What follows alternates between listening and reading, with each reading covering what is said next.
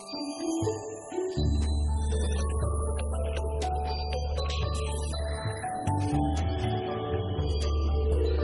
Prison Break Series 1 replay continues at midnight. First on 5, a man who has fought for his beliefs in the face of skepticism and sometimes ridicule.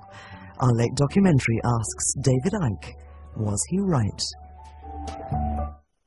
The world as we know it is about to end. The world as we know it is about to end. David Icke.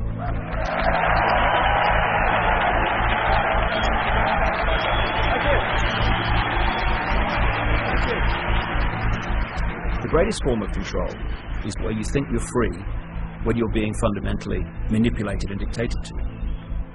One form of dictatorship is being in a prison cell and you can see the bars and touch them. The other one is sitting in a prison cell but you can't see the bars, so you think you're free. What the human race is suffering from is mass hypnosis. We are being hypnotized by people like this. Newsreaders, politicians, teachers, lecturers. We are in a country and in a world that is being run by unbelievably sick people. The chasm between what we're told is going on and what is really going on is absolutely enormous. The greatest hypnotist on planet Earth is a oblong box in the corner of the room. It is constantly telling us what to believe is real.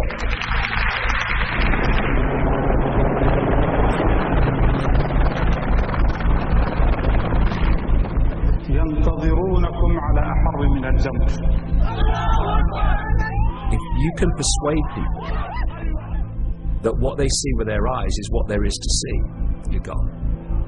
Because they'll laugh in the face of an explanation that portrays the bigger picture of what's happening. And they have.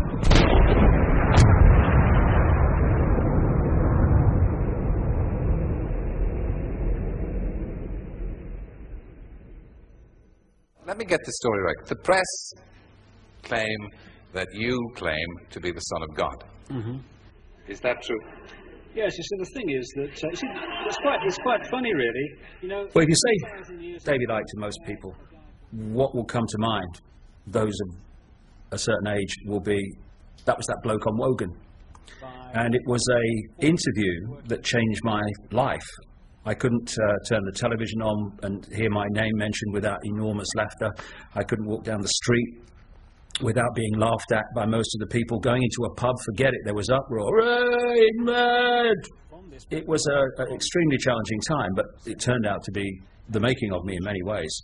And Pam here has never seen it at all, because it was not known to her until she came and met me and started to realise this interview was highly significant in my life.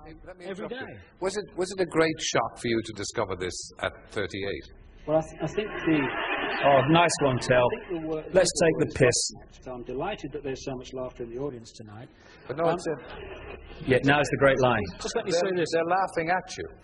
They're not laughing with you. It's fine.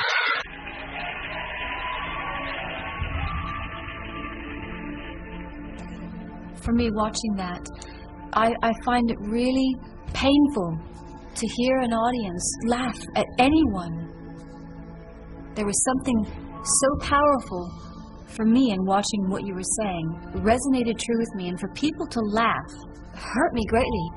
And these other energies have a frequency. I remember one day going out to fetch the washing in, and there was a camera outside filming you just getting the washing in off the line and bringing it in up to the house.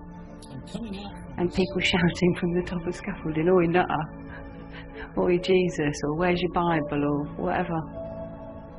Your family's this, your dad's mad, blah blah blah.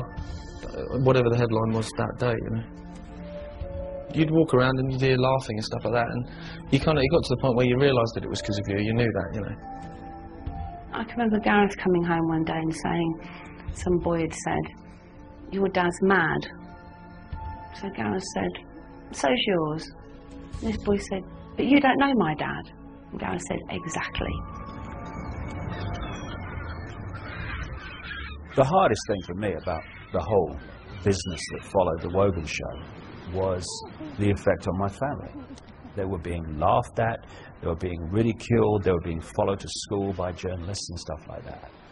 But when I look at my kids now, not Jamie, he wasn't around at the time, obviously, but Gareth and Kerry, they are what they are, as we all are, not despite what had happened to them and what they experienced, but because of it. What life tends to do is hide its greatest gifts and present them as your worst nightmare. The mass ridicule that I had as a result of the Wogan show set me free of the prison that most people live in, which is the fear of what other people think. You're looking at the person who has gone on national television and radio in Britain, America, and talked about the fact that the elite families, including the royal family, are beyond the 5 sense level of their apparent human body, not human as we would perceive human.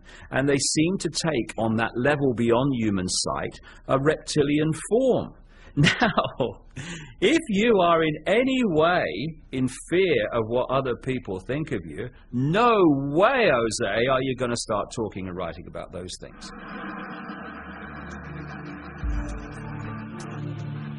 Let me say this, they're laughing at you. They're not laughing with you. Fine.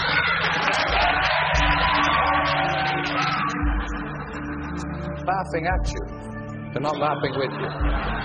They're not laughing with you. Fine.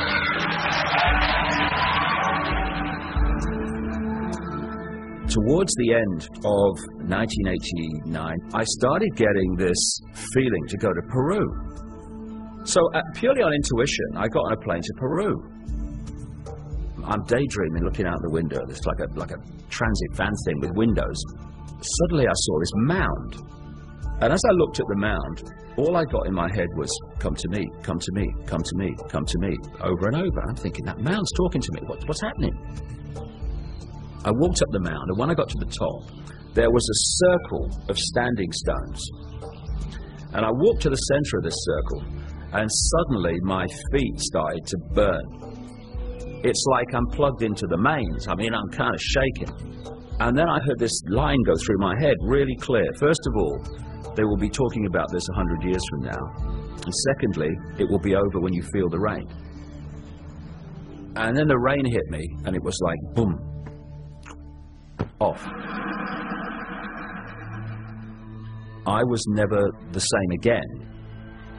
What started to happen was concepts were pouring into my mind. It was like my mind got to the point where it could no longer filter this information that was pouring into me. And that was the period that I hit the Wogan show.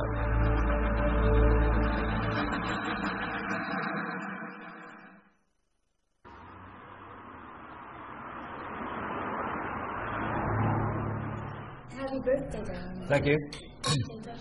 First off, I'd like to give you your birthday card. I didn't fall in love with David Icke. I fell in love with a man. I was on a journey myself.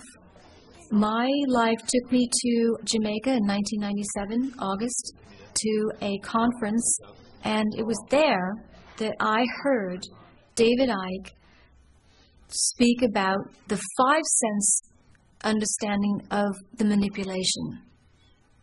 And I, like 1,000 other people at that conference, listened to that, and it absolutely, you could hear a pin drop during this 4-hour talk.